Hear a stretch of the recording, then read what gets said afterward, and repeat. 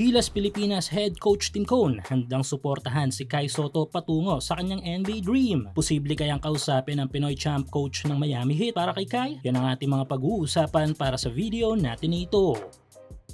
So naging malinaw na nga sa ating lahat ngayon kung bakit hindi nakasama si Kai sa ating final lineup sa third FIBA window ng World Cup Asian Qualifiers. Kahit pa nga break ang halos lahat ng mga liga sa mundo at nasa Pinas lang naman ito. Well, dahil nga yan sa pagtuloy ni Kai sa kanyang na-delay na NBA dream. Maliban kasi sa mga rumors online ay binigyan na yan ng linaw ng mismong head coach ng ating national team na si Coach Tim Cone. Di na nga kasi naiwasan ni Coach Tim ang mga tanong ukol kung bakit wala si Kai sa lineup ng Gilas. Kaya naman direktang sinagot ni Coach Tim ang tanong na hindi may sa publiko ang sagot ng kampo ni Kai Ju. Ayon kay Coach Tim ay susubukan daw muli kasi ni Kai na makapasok sa NBA regardless kung direktang Summer League o US NCAA muna. Basta ang goal daw nito ay makapasok sa National Basketball Association. At sa panayam na ito ay sinabi ni Coach Tim na 100% ang suporta nila kay Kai kasama na ang SBP at ang bumubuo sa ating national team. Well, para sa akin ay much better kung NBA goal muna bago Gilas. Dahil tulad nga ng sinabi ko sa ating video nakaraan, ukol pa rin kay Kai ay mas kailangan ito sa susunod na round ng tournament kung sana yun na nga mga laban na magdi-decide kung makakakuha ba tayo ng slot patungo sa World Cup next year. Kaya walang problema kung iuna muna ni Kai ang goal nito ngayon. At since suportado ni Coach Tim si Kai Sotto ay may malaking tulong ito para sa goal ni Kai Ju. Heto nga ay sa pamamagitan ng kanyang kaibigan sa NBA. Walang iba kundi ang Phil-Am NBA champ coach na si Coach Erik Spoelstra. May ilang mga interested things sa skill set ni Kai sa player na fit sa sistema ng Miami. Ito nga yung pangangailangan ng Miami ng length at rim protection